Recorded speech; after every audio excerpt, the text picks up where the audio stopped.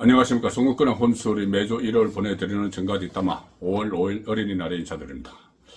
요즘 여의도 정가의 가장 핫한 인물 중에 한 명은 여권에서 사법 리스크에 몰려있는 이재명, 조국 이런 사람들 빼고 여권에서 가장 핫한 인물은 아무래도 한동훈이죠. 한동훈 더 비대위원장 조기 등판을 할 것인가, 6월 하순 7월 초순으로 예상되는 전당대회에 출마할지 여부, 자, 이런 것들이 상당한 지금 관심을 모으고 있는 상황입니다. 그리고 또 한 명의 인물이 있죠. 한동훈 전 위원장에 대해서 연일 저격 탄을 날리는 직격을 하는 홍준표 대구시장이 있습니다. 두 사람의 이 대치가 당장 다음 당권을 겨냥한 것을 넘어서 차기 대권 구도와 연결이 있다. 자, 그런 분석들이 나오고 있죠. 그 와중에 또 한 명의 차기 잠룡, 대권 잠룡이 워밍업을 하기 시작했습니다. 아니, 워밍업을 하는 차원을 넘어서 대권 가드에 들어서서 질주를 할 체별을 갖추고 있습니다. 오세훈 서울시장이죠. 오세훈 서울시장. 최근에 부쩍 언론과 접촉이 많고, 특히 총선 이후에 서울 지역의 총선에서 패배한 국민의힘 후보들, 또 승리한 국민의힘 후보들, 자기 다음 국회의원들이죠.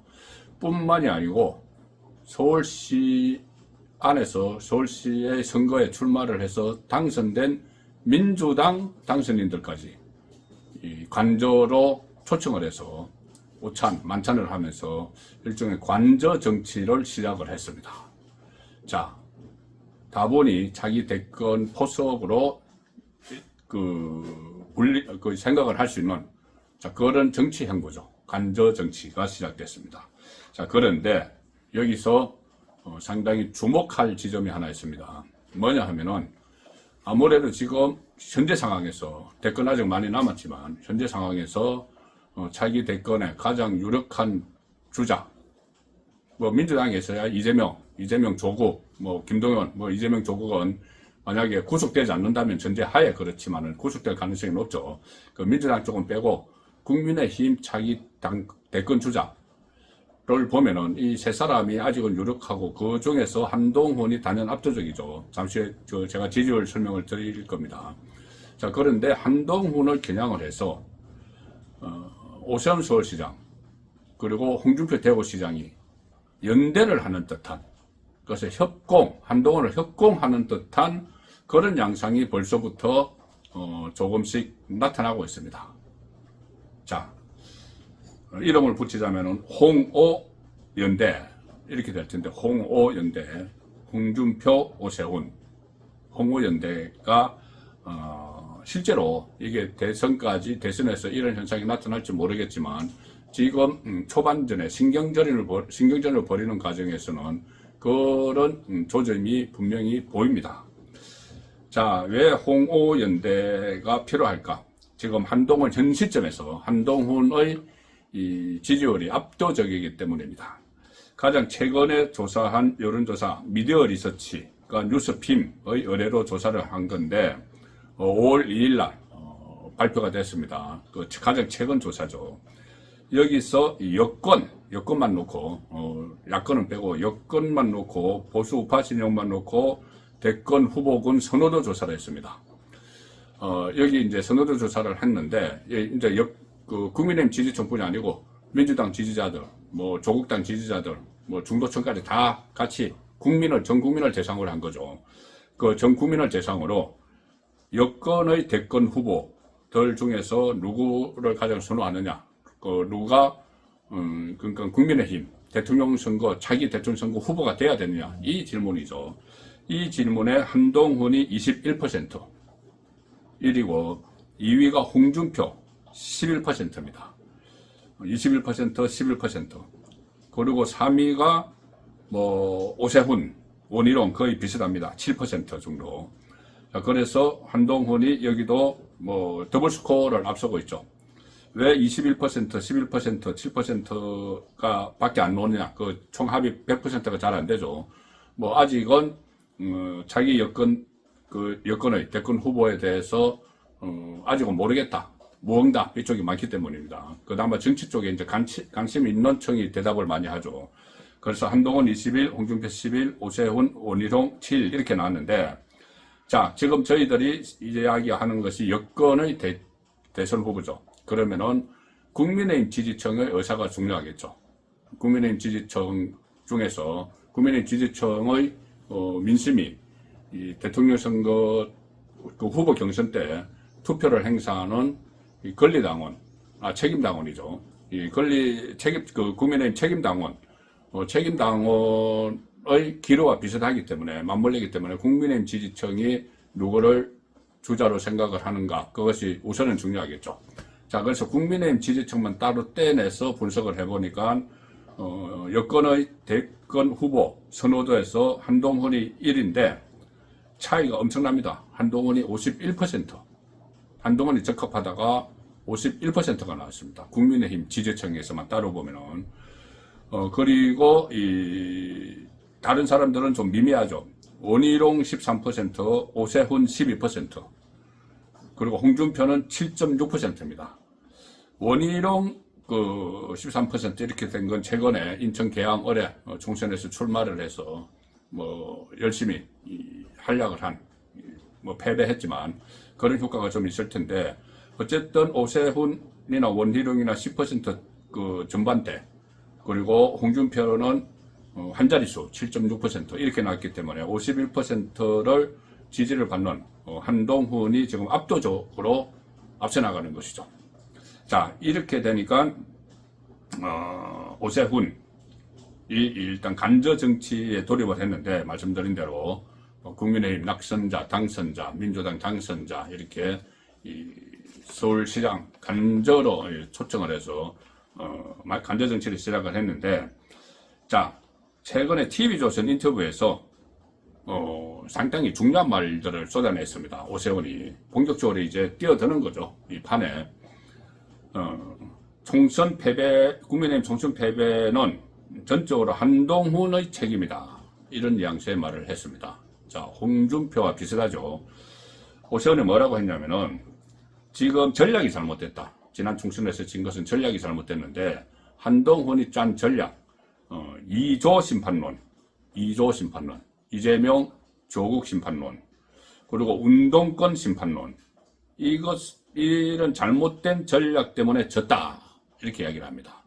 한동훈이 어떤 정책, 그리고 여당이면 정책과 비전 이런 걸로 승부를 걸어서야 되는데, 2조 심판론, 이재명 조국 심판론으로 처음부터 끝까지 가니까 정권 심판론, 윤석열 심판론을 오히려 부각시켜버린 측면이 있다. 자, 그런 패인 분석, 이런 패인 분석은 그전에도 자주 나왔죠. 저도 그것이 패착 중에 하나다. 결과적으로 그렇다는 이야기죠. 지나놓고 보니까 오세훈 시장도 지고 나니까 이렇게 패인을 그쪽으로 이야기를 하는 측면이 있습니다. 어쨌든 이 오세훈 시장은 이 총선 패배의 책임, 지금 윤석열 책임론, 한동훈 책임론 이렇게 막 나뉘고 있는데, 윤석열 책임론 쪽에 힘을 실었죠. 그리고 서울 지역 국민의힘 낙선자 만찬 때도 비슷한 이야기들 사실은 오세훈 시장이 했습니다. 2조 심판론을 부각을 하느라고 여당으로서 정책과 비전을 보여주지 못해서 선거에서 졌다. 그리고 또 안심소득 같은 서울시 정책이 좋은 게 있는데 왜 그걸 갖다가 쓰지 않았느냐, 총선 때 정책으로, 공약으로. 또 그렇게도 비판을 했습니다. 이 한동훈을 견제하는 모습이 눈에 보이죠. 그리고 또 TV조선 출연해서 중요한 이야기를 하나 합니다. 오세훈이 뭐라고 했냐면은, 선거 직전에 갑자기 홍준표 대구시장에게서 전화가 왔다. 전화가 왔는데 이렇게 이야기하더라. 다짜고짜 니는 가만 있거래. 니는 가만 있거래. 오세훈 서울시장에게 이제 니는 가만 있거래. 자, 그게 무슨 의미일까요? 이게 선거 직전에, 투표 직전에 전화가 왔다는 겁니다. 선거일 직전에 어느 날에. 오세훈은 지금 무슨 뜻인지 지금도 이해가 안 간다. 홍준표 시장이 니는 가만히 있거래 한 데 대해서 그렇게 이해가 안 간다고 하면서도 하여튼 나는 홍준표죠. 그분의 정치적 감각을 따라갈 수 없다 이렇게 이야기를 했는데 이해가 안 가는 것이 아니죠. 다 이해가 되죠. 저도 이해가 됩니다. 뭐냐면은 니는 가만히 있거래. 선거 직전에 홍준표 시장이 오세훈에게 그렇게 이야기한 것은 자, 이 선거 그때 판세가 대충 읽혔죠. 선거 직전에는 국민의힘이 패배할 가능성이 높다. 자, 그것을 전제로 이제부터 본인이 이제 같은 다 대권 주자들이죠. 차기 잠룡들입니다. 제가 말씀드린 대로 여론조사에서 1, 2, 3위를 하는 그 세 사람입니다. 한동훈, 오세훈, 홍준표. 자, 근데 홍준표가 2위 주자, 지금 현재로 2위 주자 오세훈에게 너는 가만히 있거래. 총선 끝나고 나서 이제 내가 본격적으로 나서겠다는 이야기죠. 내가 한동훈을 칠 거니까 오세훈 너는 참전하지 말고 가만히 있거래. 이렇게 되는 겁니다. 결과적으로 보면은 그동안 홍준표는 잘 아시다시피 한동훈을 겨냥해서 항퇴자 행세를 하면서 주군에게 대들다가 패세자가 됐다. 그리고 앞으로 국민의힘 근처에 얼씬거리지도 마라. 총선을 하면서 무슨 셀카나 찍고 대권 노름하다가 다 망쳤다. 그리고 한동훈이 윤석열 대통령을 배신했다. 이런 말까지 막 하죠.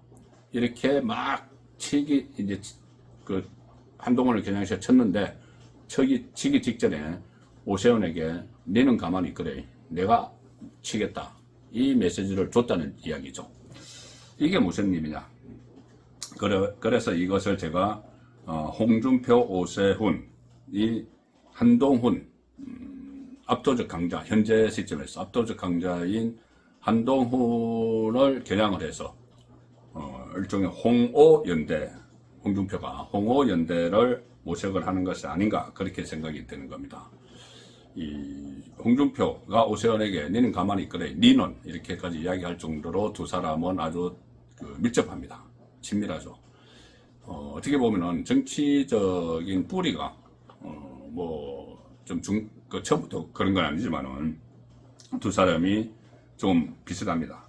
뭐냐면은 이명박, 그러니까 MB계, 범 MB계 이렇게 소속이 될 수가 있죠. 이명박 전 대통령과 다 가까운 사람들이죠. 세 사람 다 이명박, 홍준표, 오세훈은 또 고려대 출신입니다. 고려대 출신이고 세 사람 다 단체장, 광역단체장.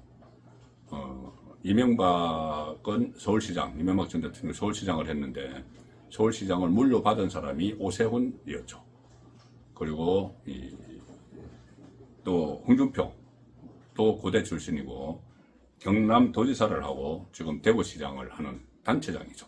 같은 단체장 연대, 고대 연대, 고대 졸업생들의 연대, 홍오연대, MB계 연대 이렇게 볼 수가 있는 겁니다. 그리고 오세훈 시장은 과거에 리틀 MB 이렇게도 불린 적이 있습니다. 이명박 전 대통령이 서울시장 선거에 나갔을 때 그 캠프 대변인도 했고 말씀드린 대로 고려대 후배인데다가 서울시장도 물려받고 각별한 사이죠. 그리고 홍준표 대구시장은 그 전부터 두 사람이 이명박 그리고 홍준표 두 사람이 그때 정치적으로 좀 어려울 때 같이 미국에 있었는데 거기서 한 7개월 동안 가까운 데 살면서 상당히 깊은 교류를 했다. 그리고 그 다음부터 홍준표 시장이 MB에 대해서 여러 차례 이렇게 정치적으로 서로 끈끈한 인연을 맺는 그런 적이 상당히 많았죠.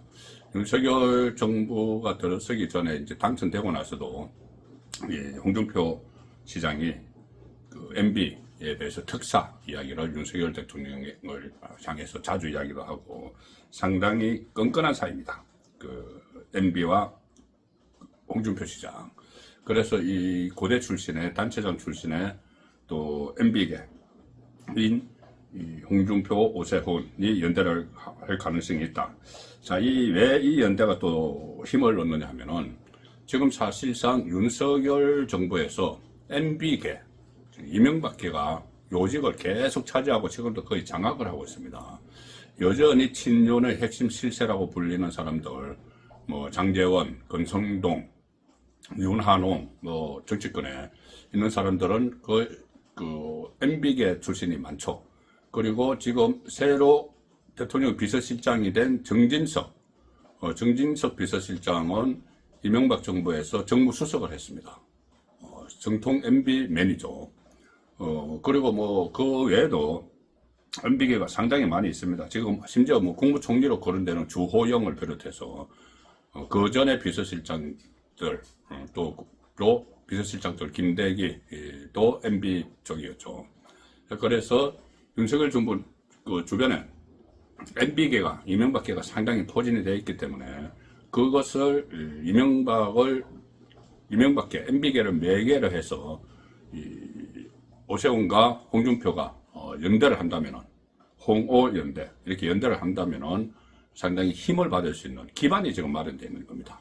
자, 그래서 그런 걸로 어떤 이 세력을 쌓아서 한동훈 전 비대위원장과 이 대치를 할 수 있는 대립을 할 수 있는 그런 상황을 만들어 가고 있는 거죠. 이게 그것을 최종적으로 뭐 어떤 인위적으로 이렇게 한다기보다는 조성되어 가는 상황이 지금 그쪽으로 많이 가고 있다. 그렇게 봅니다. 홍준표, 오세훈이 이 한동훈을 협공을 하는 그런 양상이죠. 여권 안에서만 일단 보면은 이 상황에서 한동훈 전 비대위원장도 사실상 기재계를 펴기 시작을 했습니다. 지난 16일에 비대위원들을 지낸 사람들과 만찬을 했었죠. 그리고 최근 들어서 뭐 가수 김홍국 씨, 또 이상민 의원 이렇게 서로 뭐 통화도 했다 이런 이야기가 나왔는데 바로 이 사무처 당직자들과 그제 사무처 당직자들 본인이 비대위원장을 할 때 옆에서 같이 수행을 했던 또 경호를 했던 사무처 직원들 그 사람들 한 20여 명과 같이 만찬을 한 3시간 동안 했습니다. 이제 건강이 많이 회복됐다 그런 이야기도 나오고 앞으로 정기적으로 만나자 자 이런 이야기까지 했죠.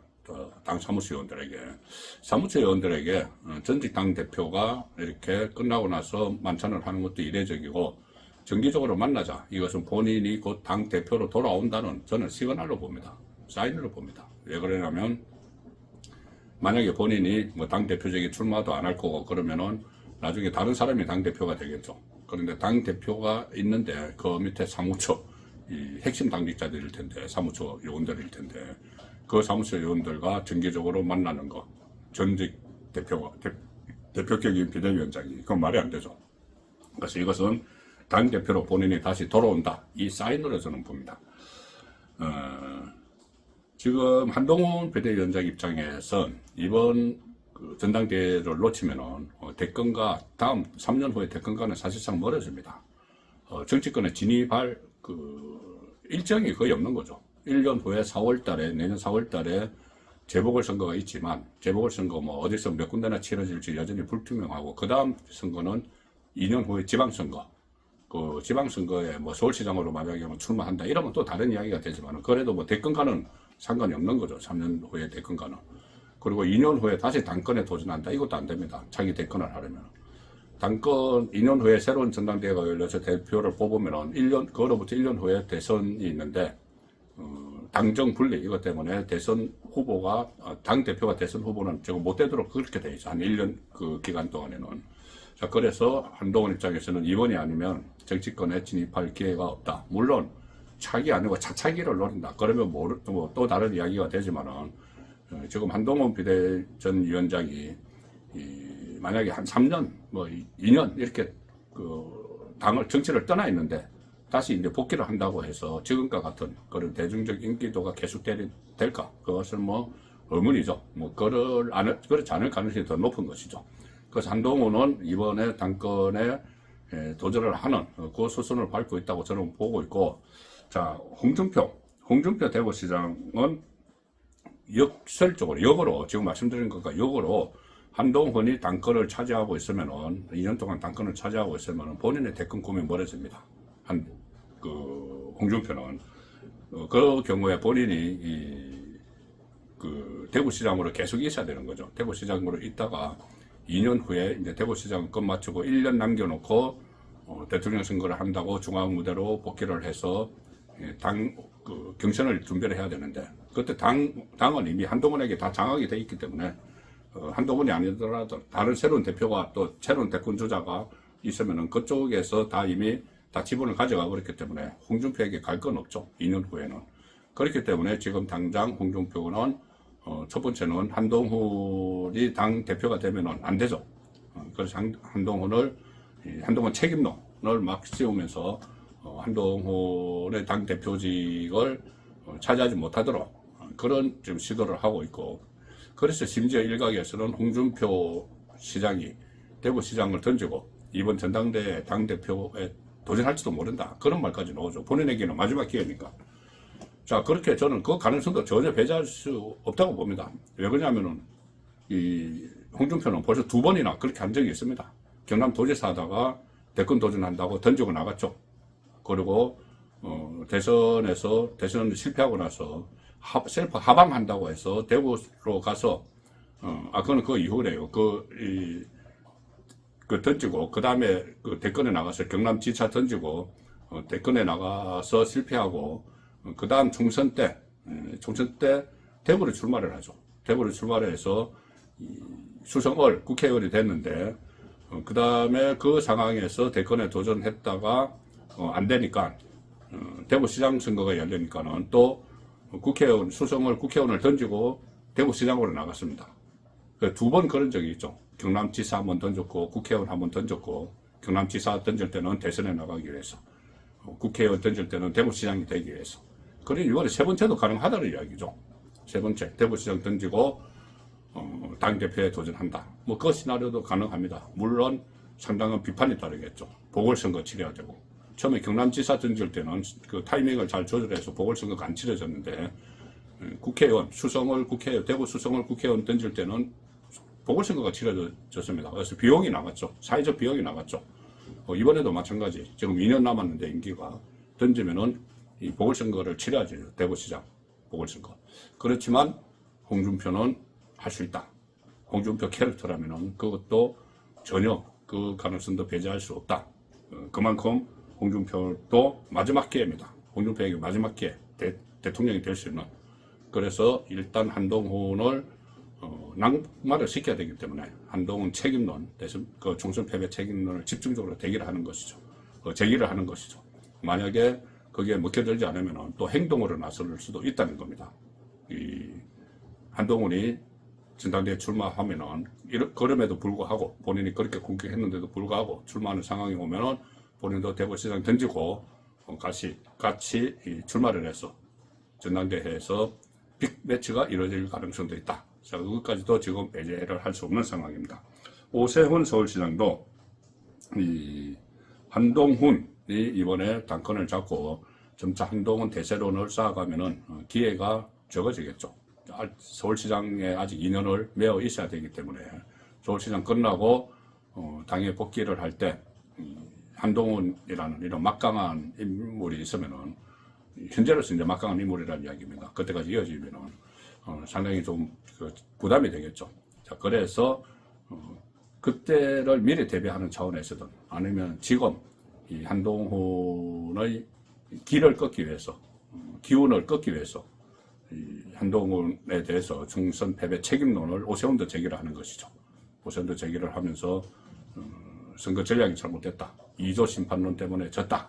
이렇게 한동훈을 몰아붙이는데, 그 전에 한동훈을 직격을 하고 있던 홍준표와 오세훈이 손을 잡는, 자, 그런 모습을 지금 보이고 있는 겁니다. 그래서 제가 홍오 연대론 이 말씀을 오늘 드렸습니다. 정가 뒷담화였습니다.